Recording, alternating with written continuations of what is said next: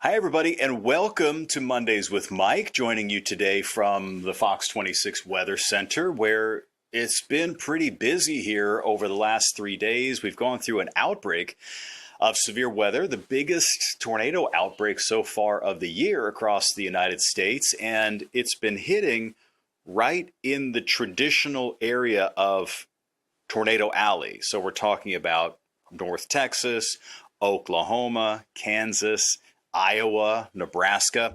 And here's a look at some dramatic video from Nebraska. Huge tornado, northeast Lincoln, Nebraska.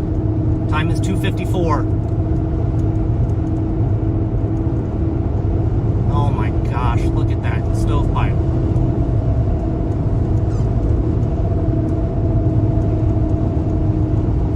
That's a strong tornado.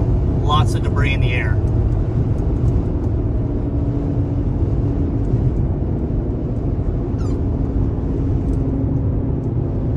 Lots of debris in the air. Oh, Jesus, be with these people. Oh, it's doing a lot of damage.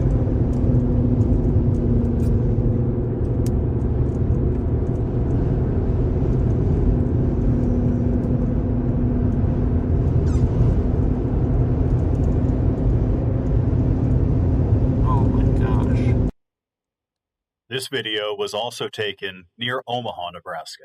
Oh, it's right there, too. Stops up.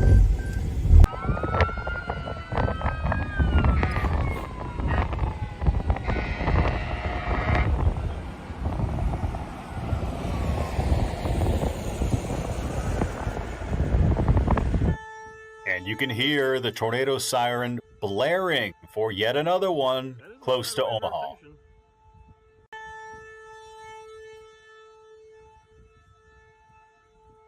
That is a sideways rotation.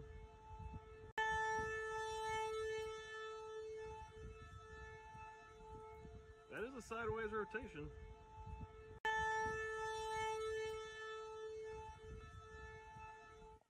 And finally, this smaller twister was spotted near Waco. Just forming right now. As far as we know, it might look like completely the opposite direction. Now, if you ever find yourself in a situation like this where you see a twister, clearly it's a tornado, you're not sure if it's touching down or not, and sometimes it doesn't really look like it's moving very much, but the storms can be a little bit erratic. They could sometimes switch direction on you. And so really the safe thing to do is to get indoors. Of course, we love seeing videos like this. Everybody does. But really, in the grand scheme of things, the safe thing to do is to take cover.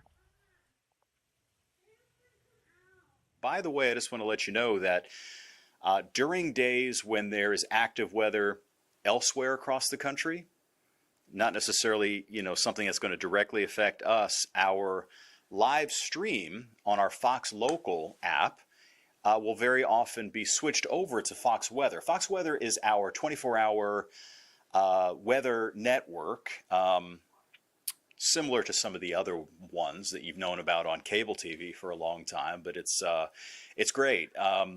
You'll recognize some folks that are on there, and they have resources across the country where they're going to be covering things that, while we concentrate obviously on what's happening in the Houston, Galveston area, they're coast to coast. So we'll actually switch that over if there's an outbreak of tornadoes, let's say in Oklahoma or up in Nebraska, as there's been over the last few days, and they'll go ahead and give you that comprehensive coverage while we'll concentrate on sort of what's happening here locally. But so this was initially, this first outbreak occurred in the vicinity of Omaha, Nebraska. So both on the western side of Omaha, which would be in Nebraska, and east, which is in Iowa.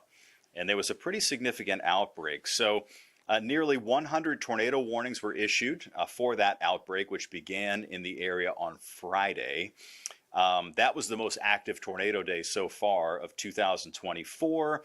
The National Weather Service just in Omaha, Nebraska itself issued 48 of those tornado warnings, which is the most that they've ever issued in a single day.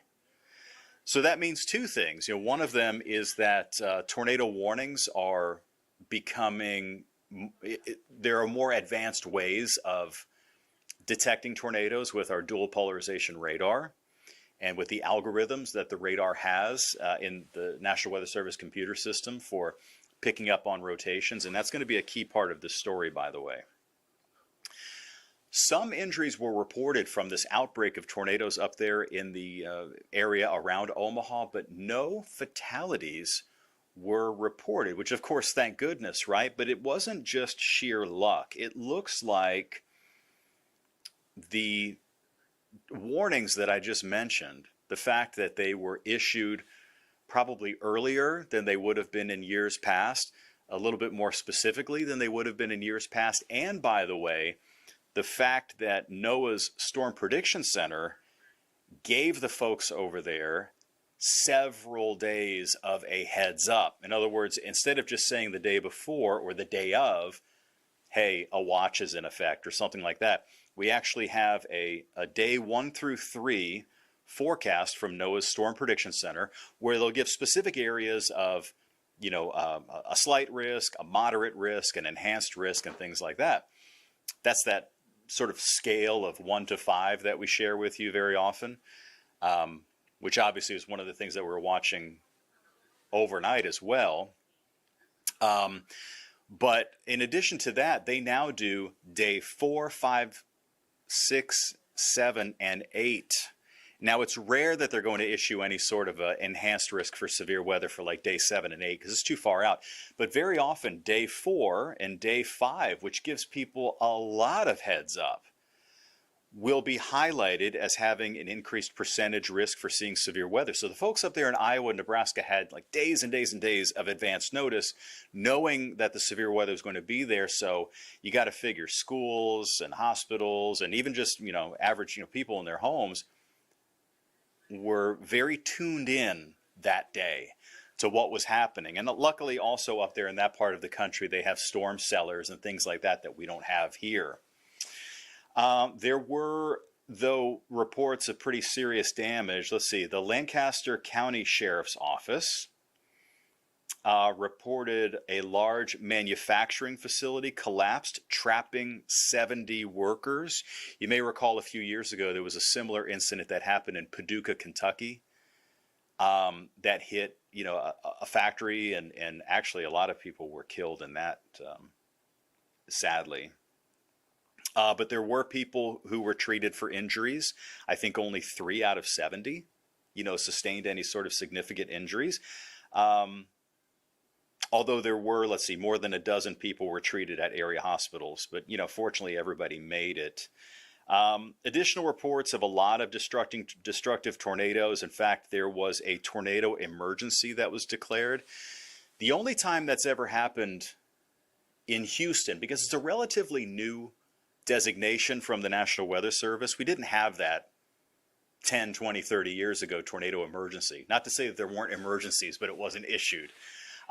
We had our tornado emergency back in January of last year when we had the Pasadena tornado. That was an EF3, remember? And one of the strongest on record for our area. And there was a tornado emergency that was declared in eastern Harris County for that one. So it doesn't happen around here very often. But it's definitely, I think, very helpful. Let's see. The storm survey teams there from the National Weather Service found damage of at least EF3 intensity. So remember that enhanced Fujita scale goes from 0 to 5.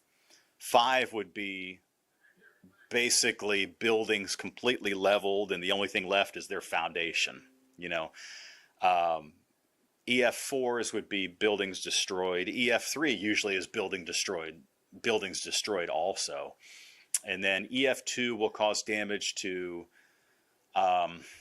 it'll flip over mobile homes, and it'll cause pretty significant damage to buildings and businesses and stuff as well. And usually what we get around here are EF0s and sometimes EF1s, which of course are dangerous, and they'll bring 70, 90 mile per hour winds that'll break windows and knock down trees, and no doubt, can flip mobile homes and semi-tractor trailers and things like that. But it's rare that we get those kind of monster tornadoes in the Houston area. It's not impossible, but it really is quite rare. The airport in Omaha was damaged by a tornado, which, by the way, that's one of the tornado myths is that tornadoes don't hit cities and things like that. They do. They absolutely can hit anywhere. Obviously they hit the countryside more often because frankly, most of the country is rural. Like if you look across Tornado Alley, you've got Dallas Fort Worth, and then once you get outside of Dallas Fort Worth to the north, it becomes much more sparsely populated until you get to Oklahoma City, and then it's sparsely populated till you get to Wichita and Kansas City. But in between there, it's mostly farmland. So of course, most of the time, tornadoes are going to hit out in the country or in rural areas. Wanted to give you some insight as to, maybe you're thinking like, why all of a sudden are we seeing all these tornadoes, right? Well, the easy answer is it's April, and we get a lot of tornadoes in April. In fact, this is the time of the year when we have the most number of tornadoes across the United States and across, the main area, I guess what you would call Tornado Alley. That's when we see the most tornadoes like this. In fact, breaking it down here by month, the majority of tornadoes happen in the month of May in the Houston area. That's when we see the most average numbers of tornadoes. Of course, we had a tornado in January. We had an EF3 tornado in Pasadena in January. Thank goodness nobody was injured. But we can get tornadoes any time of the year. The most frequent months for tornadoes would be April, May, June.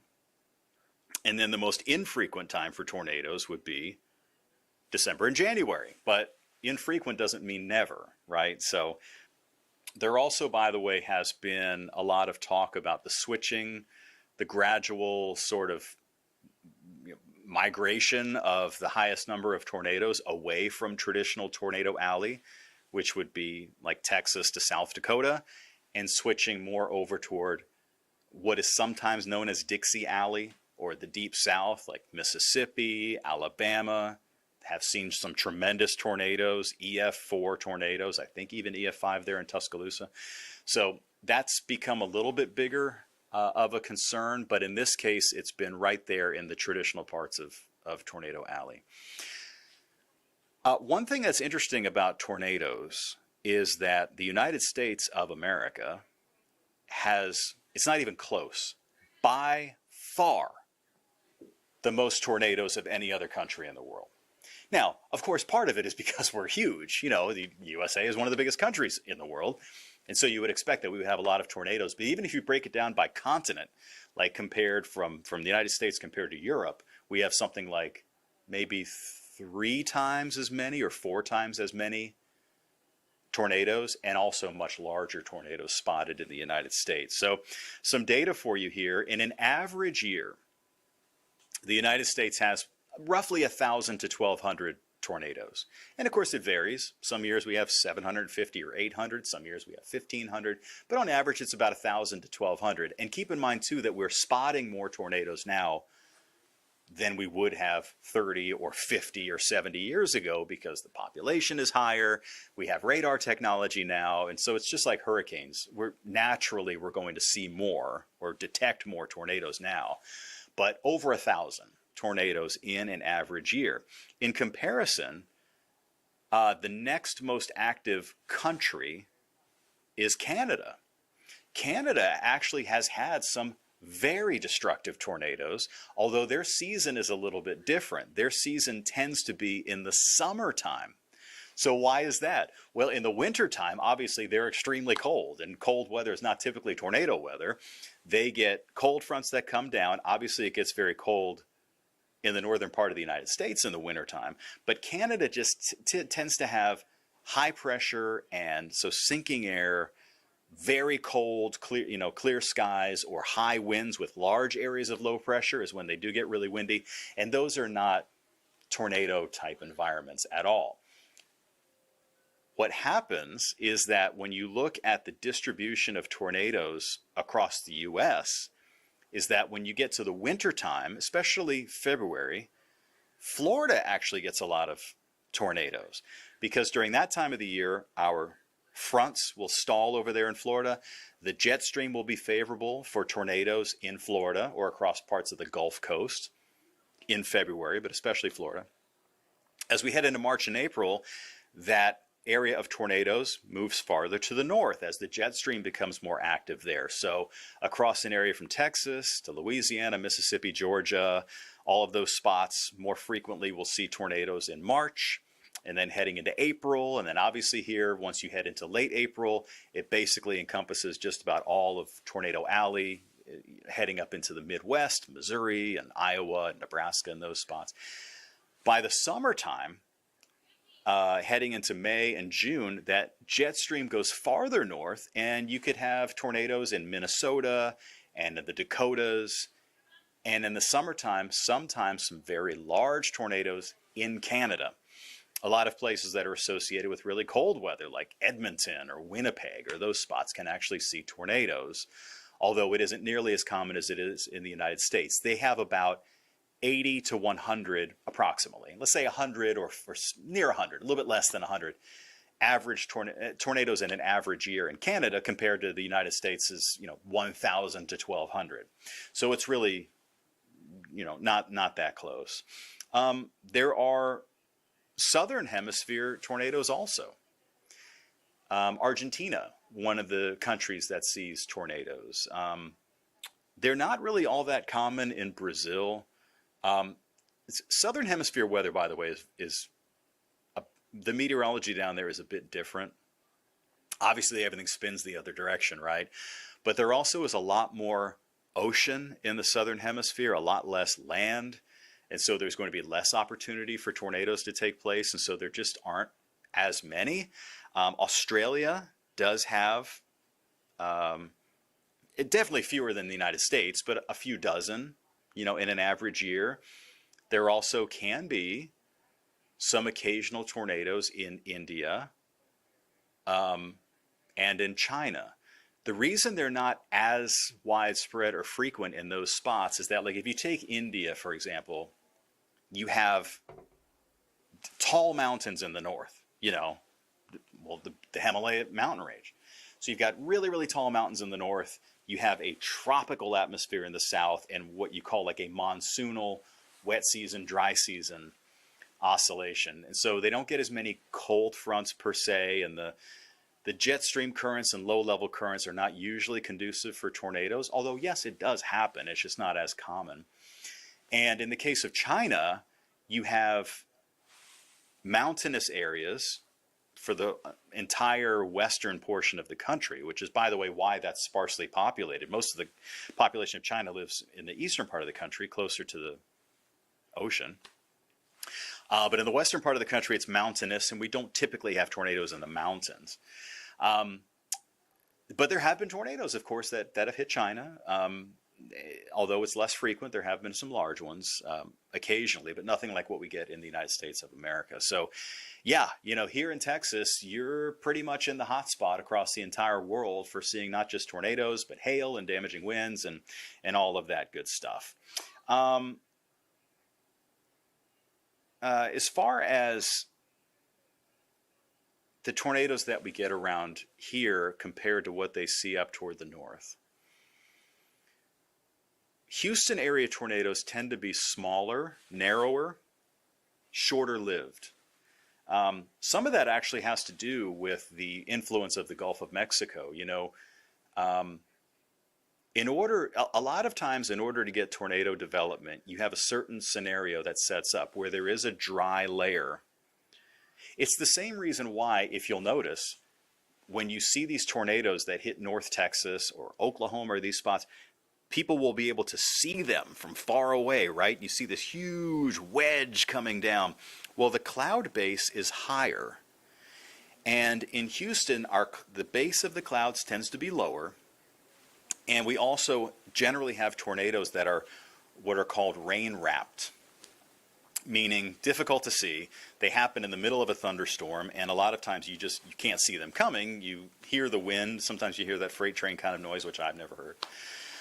But they're wrapped in rain. You can't see them the way you can for a lot of those states to our north, where there's a deeper layer of dry air. And when you have dry air and lift, it can create more of an explosive, lifting kind of situation. You also tend to have higher winds there. in the lower levels of the atmosphere and in the upper levels of the atmosphere, which creates a more violent twisting of the air, or what you would call shear. So, yeah, in general, you're going to have larger and stronger tornadoes there. And the ones that we get here, while still dangerous, no doubt, they just look different. They're a little bit on the different side. The scale that we use is called the EF scale. Why is it called the EF scale? Well, it used to be just called the Fujita scale. And Fujita was a meteorologist from the 50s. I think the 50s. Gosh, I hope I'm right on that. 40s, 50s. And he developed this scale based on, and this is very important because it's so much different from hurricanes. The scale is a wind estimate after the fact. Okay, so based on damage, which you have to go investigate, you then use that damage. Like, for example, how large were the trees that were snapped? Stuff like that goes into the calculations. You know, what sort of damage to buildings were there? And then based on that, you estimate the wind speed. Well, why is that, right? Why don't we just measure them like hurricanes? Well, think of this. A hurricane is very large and lasts for a very long time. Sometimes days and days and days, right? And they're so large that we fly airplanes into them. And we could take direct measurements, flying through them and crisscrossing. We have what are called dropsondes that we drop down into the hurricane to take measurements. We have buoys that are out in the Gulf of Mexico and in the Atlantic Ocean that can directly measure the wind. Obviously, when they hit land, we have anemometers, you know, at every airport all across the area that are directly measuring the wind. So we know how fast the wind is blowing. With a tornado, you can estimate the winds based on what is called Doppler radar, but it's going to be an inexact science. And even though you could look at a tornado on radar and say, this is a big one, you know, get to your basement kind of thing, or around here it would be like, get to an interior room in your home, get the family together, you know, in the worst scenarios, you know, you could do things like, you know, get under a table or cover yourself with a mattress, that kind of thing, if it's a really dire situation, although that's rare, obviously around here. So when tornadoes hit, we can very often look at them and tell if it's a small tornado, a weak tornado versus a very big one, but we don't know the exact wind speeds until you go back, look at the damage, and then you could say, this damage is consistent with 150 mile per hour winds, therefore it's a, you know, EF3 or whatever. So that's why what we talk about storm survey teams that go out from the National Weather Service, like they've already gone out in the Midwest and looked at the Iowa and Nebraska tornadoes and, you know, said they're EF3 damage. And it was sort of the same thing here in Pasadena. I mean, you know that it was a tornado. People saw it, but you just don't know how high those winds were. So it is a little bit, you know, nuanced as far as determining what the wind speeds were. So it's kind of interesting. Like, for example, if, you know, a couple weeks ago, we had a tornado that hit near Cinco Ranch. And it was some pretty serious damage. Remember, it destroyed a Firestone car care center. It really seriously damaged a sports bar. Nobody was injured, fortunately, although I think a firefighter was injured in the response. It was had an electrical shock. I think it was okay, though. But based on that damage, though, the National Weather Service ruled that it was an EF1, which, you know, they must have looked closely. I don't know if maybe structurally, just the way it hit that Firestone, it just had more of an effect than it otherwise would. Kind of looked like an EF2 to me, but I wasn't there, you know. So it was rated as an EF1. You know, tornadoes, the other thing that's interesting about them is how long they're around. Tornadoes in our area tend to be very short-lived. I remember during Hurricane Harvey, which I think was day 3 of Hurricane Harvey. I believe it was day 3. God, it all runs together, right? It was either day 3 or day 4 when the center of circulation was over by Austin, and we had all of these rain bands coming in from the south. And there were dozens of tornadoes. I mean, the tornado warnings just wouldn't stop. And they were all very, very small circulations. And so by the time the warning came out, and you could see them using our what's called our velocity product on our Doppler radar, which I probably should take a quick second to explain that in just in really simple terms. You probably know, so the radar beam looks for raindrops and hail and snow flakes and things like that. But it's going to look for raindrops.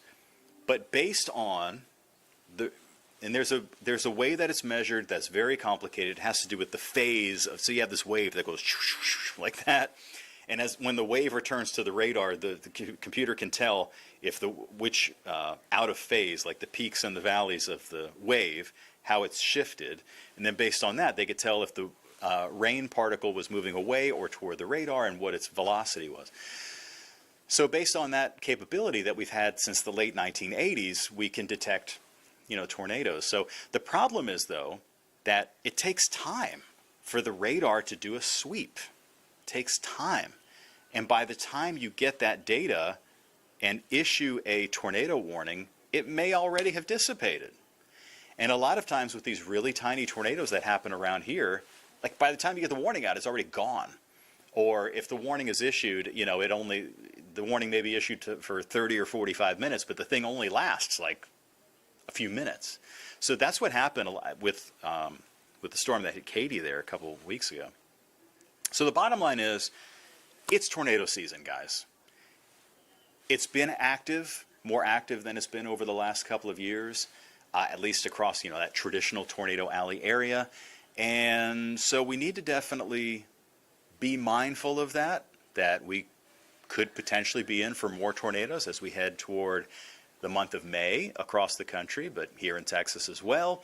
And so make sure that you download our Fox 26 weather app. And I know that's a shameless plug, but the thing is, it will alert you if there's a warning in your area, whether it's a severe thunderstorm or a tornado, because knowledge is power, and knowing that you're in the path of a tornado obviously is going to give you the best chance for avoiding any sort of calamity than being caught completely off guard. I hope that you learned something here on this edition of Mondays with Mike. I want to give a shout out to my mom and my brother. Neil's doing really well after his eye procedure. Very, very happy for that, because I know some people have been asking about it. So I appreciate that, and I hope you all have a great week. Looks like it could be kind of an unsettled one around here. So talk to you again soon.